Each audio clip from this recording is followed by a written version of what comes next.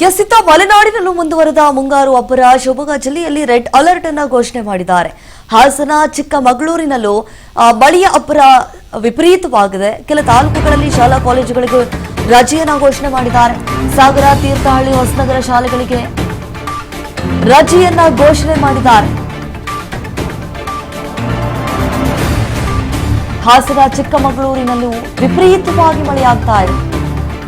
ಕೆಲ ತಾಲೂಕುಗಳಲ್ಲಿ ಶಾಲಾ ಕಾಲೇಜುಗಳಿಗೆ ರಜೆಯನ್ನ ಘೋಷಣೆ ಮಾಡಿದ್ದಾರೆ. ತೀರ್ಥಹಳ್ಳಿ ತಾಲೂಕಿನ ಶಾಲಾ ಕಾಲೇಜುಗಳಿಗೆ, ಸಾಗರ ತಾಲೂಕಿನ ಶಾಲೆಗಳಿಗೆ ಮಾತ್ರ ರಜೆ ಅಂತ ಹೇಳಿ. ಯಾಕಂತಂದ್ರೆ ಈ ಮಲೆನಾಡು ಭಾಗದಲ್ಲಿ ವಿಪರೀತವಾಗಿ ಮಳೆ ಆಗ್ತಾ ಇದೆ. ಆ ಹಿನ್ನೆಲೆಯಲ್ಲಿ ಅವಘಡಗಳು ಸಂಭವಿಸಬಾರದು ಅನ್ನುವಂತಹ ಕಾರಣಕ್ಕಾಗಿ ನೋಡಿ ಯಾವ ರೀತಿ ಈ ಮರಗಳು ಧರೆಗೆ ಉರುಳಿತಾವೆ ಅಂತ ಹೇಳಿ, ಲೈಟಿನ ಕಂಬಗಳು ಕೂಡ ನೆಲಕ್ಕೆ ಉರುಳಿರುವಂಥದ್ದು. ಈ ರೀತಿಯಾದಂತಹ ಸಮಸ್ಯೆಗಳು ಪದೇ ಪದೇ ಅಂದ್ರೆ ಮಳೆ ಬಂದಂತಹ ಸಂದರ್ಭದಲ್ಲಿ ಆಗ್ತಾ ಇರುತ್ತೆ ಕಾಮನ್ ಅಲ್ಲಿ. ಹಾಗಾಗಿ ಮುಂಜಾಗ್ರತಾ ಕ್ರಮವಾಗಿ ಡಿಸಿ ಆದೇಶವನ್ನು ಹೊರಡಿಸಿದ್ದಾರೆ.